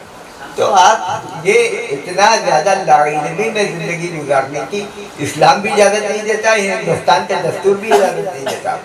आप थोड़ा वक्त निकालिए। आप देखिए प्रचार जो करने वाले हैं, RSS के प्रचारक जो है, उनका जिक्र आया। मेरा एक ही जानने वाला था, मेरी पाड़ा में रहता था, राजा अभ्यंकर। उसकी बीवी को और उसको ये मालूम हो गया कि मुझको तिल का लड्डू बहुत पसंद है, तो हर साल तिल का लड्डू मेरे पास आ जाता है। मालूम हो, वो फला जगह सर्विस करता है, आने के बाद 2 घंटा या 3 घंटा वो अपने प्रचार करता है, उसके बाद लोगों की जरूरतों को पूरी करता है। आज आपके यहाँ कोई राशन कार्ड बनवाना हो तो कोई आपकी मदद करने के लिए तैयार है। जो नया LLB की डिग्री लेके आया है, उसके साथ जाइएगा तो इतना उलझाएगा आपको कि उसकी फीस बढ़ती रहे और आपका काम उलझता रहे। इससे हमको निजात देने की जरूरत है। और बेखतर कूद पड़ा आतिश नमरूद में इश्क, जब आप इस पर काम करेंगे अल्लाह ताला राहें खोलेगा। देखिए एक चीज अकीदत मुस्तहकम रखिए कि सब कुछ अल्लाह ही करने वाला है, अल्लाह ही दिनों को बदलने वाला है और अल्लाह ही जो है सब करेगा। तो ये हमको राह यहीं से होगी, हमको ऐसे लोगों को तैयार करना पड़ेगा, प्रमोट करना पड़ेगा। सर जैसे अभी आपने कहा मैं समझता हूँ कि हमें इंफरादी तौर पर काम करना होगा। अबू बकर भाई हैं तो वो इस काम को शुरू करें, खुद शुरू करें, अपने घर वालों को कहें वो शुरू करें, फिर अपने पड़ोस को शुरू करें। इस तरह से काम होता है। आप ये सोचेंगे कि भाई सब लोग एक साथ सब काम करेंगे, नहीं और एक दूसरे को थोपा ना जाए, तो एक दूसरे को थोपा ना जाए, खुद इंसान काम करना शुरू करें, तो ये इंशाल्लाह हो सकता है, होगा। और हमारे अंदर ये भी बुराई है कि इतने साल से कर रहे नहीं कर पा रहे, इतनी बुराई ज़्यादा तलाश करते, अपना काम नहीं करते। अभी जैसे शमीम साहब ने कहा कि भाई एक ज़माना था कि कोई हिंदू इनके घर पर तिल के लड्डू ला के दिया करते थे, और हम लोग सब कहीं ना कहीं देखो बकरीद हो चाहे ईद हो सर, हिंदू हम लोगों के घर आते थे, लेकिन अब नहीं आते। कि इन लोगों ने ये जो 14 साल जो मोदी हुकूमत का गुजरा ना, इन लोगों ने ऐसा जहन बना दिया हिंदुओं का कि भाई मुसलमान बहुत डेंजर है, बहुत ख़राब लोग हैं, इनसे राब्ते में। लेकिन ये जो प्रोटेस्ट हुआ इसमें आप देखिए हिंदू मुसलमान मिल के थे, तो और हिंदू बैठा हुआ है मुसलमान के हाथ से खाना खा रहा है, ये प्रोटेस्ट में हम लोगों ने देखा। तो क्या यहाँ से एक नई तहरीक शुरू होगी भाई हिंदू मुस्लिम फिर इंशाल्लाह मिल जाएंगे। नीट एग्जाम के टाइम पे हाँ, और नीट एग्जाम में हम लोगों की भिवंडी का जो एक माशाल्लाह ऐसा रहा कि जितने पेरेंट्स आए थे उन लोगों की जो भी ज़ियाफत समझने या उन लोगों को बैठने का इंतज़ाम मस्जिदें हम लोगों ने खोल दी, तो उससे पूरे हिंदुस्तान में जो एक मैसेज गया। तो भाई मुसलमान तो हमेशा करते हैं, लेकिन अभी जो प्रोटेस्ट में देखने आया हिंदू मुसलमान मिल गए थे, तो क्या इसको तोड़ने की कोशिश नहीं करेगी गवर्नमेंट? बिल्कुल करेगी इसको तोड़ने की कोशिश, लेकिन मैं आपको बता दूँ कि जो नौजवान नस्ल है वो बहुत ज़्यादा हिंदू मुस्लिम ये जो नज़रिया उससे बहुत ज़्यादा मुतासिर नहीं है। ये वो जो नौजवान जो इस तरह की बातें करते हैं उनका ताल्लुक बजरंग दल से हो सकता है, उनका ताल्लुक इस तरह के जो सुरक्षा दल और क्या क्या दल जो बना लिए गए हैं, जिनको आप एक तरह का मिलिशिया कह सकते हैं, और ये हुकूमत के फंडेड है, हुकूमत ही इनको फंड करती है, चाहे वो यूपी हुकूमत हो, चाहे मरकजी हुकूमत हो, चाहे दूसरी हुकूमत है। तो ये वो लोग हैं, बहुत ज़्यादा बड़ी तादाद में ऐसे लोग नौजवानों में नहीं हैं। हाँ, लेकिन जो उम्र दराज हो चुके हैं, बड़ी उम्र के हैं, रिटायर हो चुके हैं, वो उनके दिमाग मुतासिर हुए हैं और वो ये चाहते हैं कि उनके बच्चे भी इस तरह से बने। लेकिन आप ये देखिए कि बहुत से बच्चे जो हैं यहाँ इस तहरीक में आए, भाजपा के लीडर थे उनके बच्चे आए। फडणवीस की बेटी ने क्या कहा सुना? फडणवीस की बेटी ने कहा कि ये जो हुआ है तशद्दुद, ये तशद्दुद नहीं होना चाहिए और पुलिस को लाठियाँ नहीं चलानी चाहिए।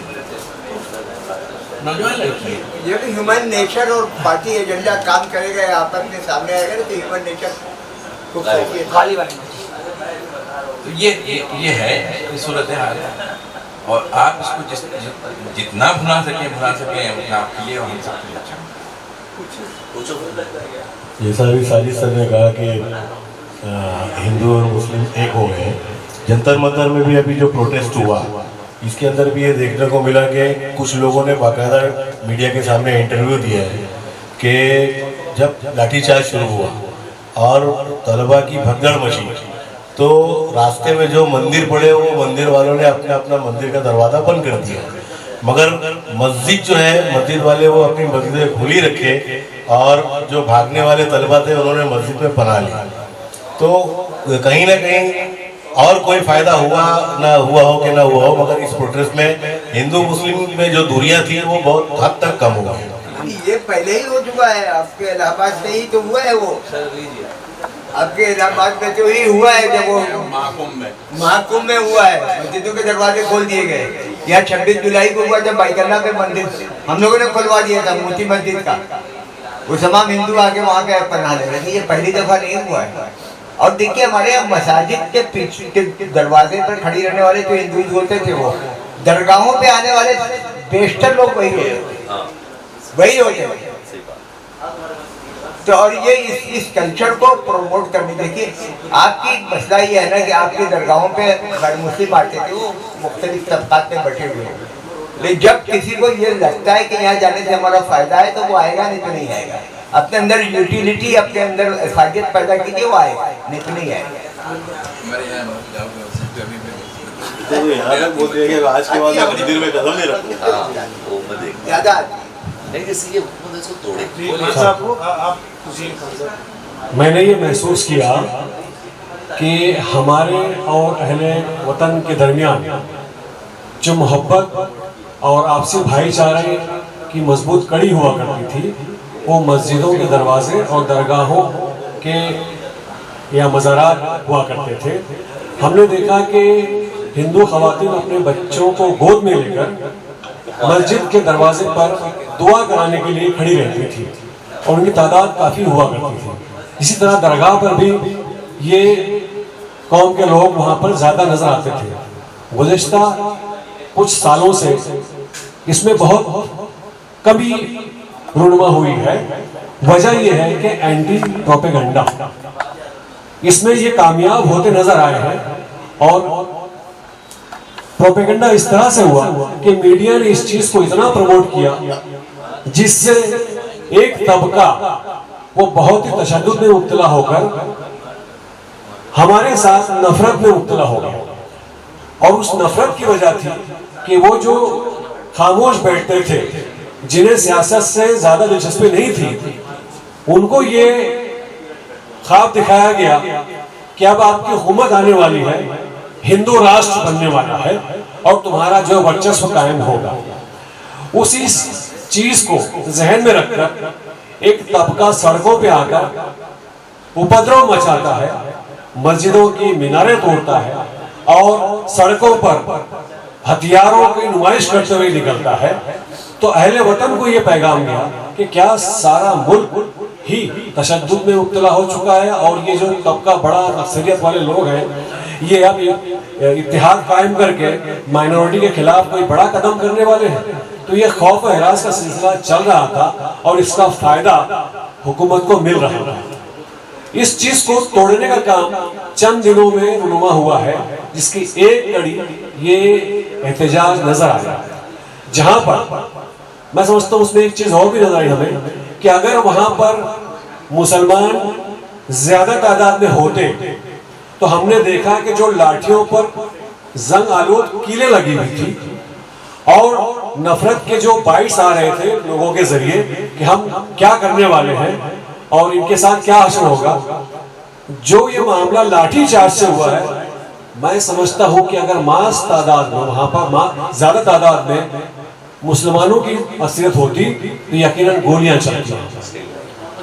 इस बार उलमाओं ने, दानिशरों ने बहुत ही हिकमत अमली का मुजाहरा किया اور یہ جو لوگ گئے یہ کسی کے بولنے پر نہیں گئے، بذات خود پہنچے وہاں پر، اس کا اچھا پیغام ہے. مگر ہم یہ سمجھتے ہیں کہ ہمارے دانشوروں میں یہ خوبی ہے کہ کس وقت میں قوم کو کیسے کنٹرول کریں. لہٰذا اس وقت جو معاملہ ہوا ہم سمجھتے ہیں کہ بہت بہتر ہوا، اور ہمارے دانشوروں نے حکمت عملی کا مظاہرہ کیا جس کی وجہ سے یہ پروٹیسٹ کامیاب بھی ہو گیا، ورنہ یہ سارا جو ہے نا ہمارے سر مڑ گیا ہوتا، اور یہ جو نتیجہ اتنی جلدی آیا ہوا ہے وہ جلدی بھی نہیں آتا، اور اس کا رخ کچھ اور طرف موڑ دیا گیا ہوتا. تو ہمیں اپنے دانشوروں پہ اور علماء پہ بھروسہ رکھنا چاہیے کہ قوم کی بہتری کے لیے جب بھی اس طرح سے اعلان ہوتا ہے تو واقعی وہ قوم کے حق میں ہوتا ہے. اور یہ سلسلہ ٹوٹا ہے کیونکہ ابھی جو ڈر اور خوف کا ماحول ہم نے دوسرے ریاستوں سے ملا کہ وہ جو نوٹسیں آ رہی ہیں اس میں خطرناک باتیں لکھی ہوئی. یاد کیجیے، یقین جانیے کہ اگر ہماری قوم کے زیادہ لوگ ہوتے اس کے اندر تو اب تک نہ بلڈوزر اپنے حرکت میں آ چکا ہوتا. مگر اب یہ وقت بدل رہا ہے، میرا دیش بدل رہا ہے، اور شاید جو ہے حکمران بھی بدلیں گے. اور یہ جو حکمت عملی کا مظاہرہ ہوا ہے میں سمجھتا ہوں کہ آئندہ بھی ایسا ہو، اور ہمیں اپنے آپ کو محفوظ کیسے رکھنا ہے اور نوجوانوں کو اتیجت نہ کر کے اور اس طرح سے سڑکوں پہ نہ اترنے کا مشورہ دینا ہمارا لیے بہت بہتر حکمت عملی ہوگی. ہمیں اس طرح کی بھیڑ سے بھی بچنا ہے کیونکہ تمام اس طرح کے جو اینٹی سوشل ایلیمنٹس ہیں، جو نفرتی جو گروہ ہیں، وہ ہمیں نگاہ پہ رکھے ہوئے ہیں. تو اس وقت جو ہوا ہو سکتا ہے کہ آئندہ بہتر ہو، اور میں امید کرتا ہوں کہ ہمارے دانشوران ملت ہمیں اس طرح سے مشورہ دیتے رہیں گے اور قوم کو بچاتے رہیں گے.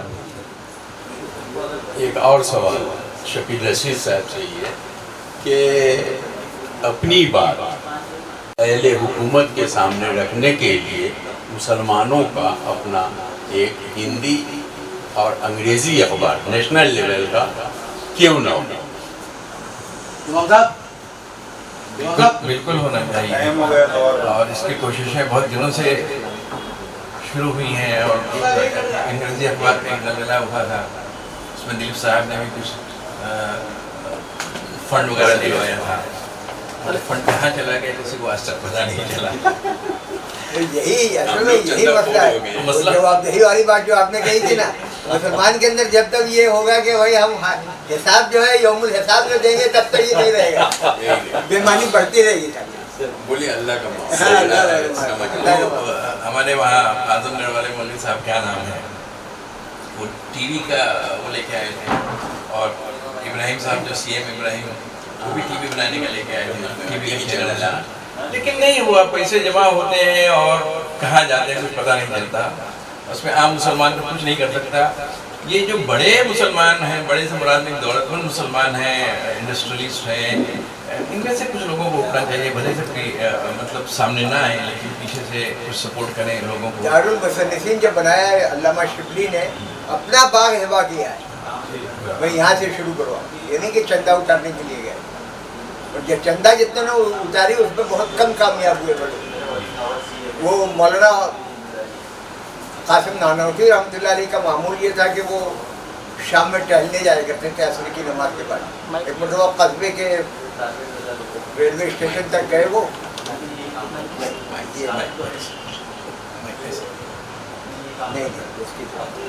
تو وہ گئے وہاں پہ تو دیکھا کہ مسافر آ کے قلعے کے انتظار کا، یہ تیمن وغیرہ باندھے ہوئے تھے. انہوں نے کہا قلعے ادھر آؤ. اب جب وہ اس کا سامان لے کے جب قصبے کی طرف آئے تو لوگ کھڑے ہو گئے. حضرت آپ لے کے آئے؟ بولے ہاں ان کا ہم سے معاہدہ ہوا ہے. ان کے گھر تک پہنچ گئے، 8 آنا پہنچا دیا. وہ دارالعلوم دیوبند کا پہلا چندہ تھا. جب یہ اسپرٹ پیدا ہوگی اور یہ اسپرٹ انفرادی طور پر پیدا ہوگی، یہ کھا جانے والی نہیں. مولانا الیاس صاحب نے جب وہاں دلی میں شروع کیا اپنا ادھر کیا نام تھا اس جگہ کا، جہاں ہے مرکز نظام الدین مسجد تھی چھوٹی سی، وہاں بھی ایسے کچھ مزدور آتے تھے، ان کو اپنی جیب سے کھلانا، اپنی جیب سے. وہ جگہ بھی انہوں نے اپنا باغ، اپنی بیوی کا باغ بھی بیچا، اپنا باغ بھی بیچا. کافی مالدار تھے، زمیندار. سب بیچ باچ کے انہوں نے لگایا، بیچ باچ کے لگایا انہوں نے. جتنے بھی آپ کو مثالیں ملیں گی سب ایسے ملیں گی. کچھ ایسی ہیں کہ اس میں اب جیسے سر سید کے یہاں دونوں قسم کی مثالیں، علی گڑھ مسلم یونیورسٹی بنایا تو انہوں نے بہت سے زمینداروں نے ان کے ساتھ مدد بھی کی، لیکن بہت سے لوگوں نے واپس بھی لے لی اپنی زمین. ابھی نقوی پارک وہاں پہ ہے ابھی تک، واپس وہ بھوٹانی یگ میں دلوا دیے ان کو.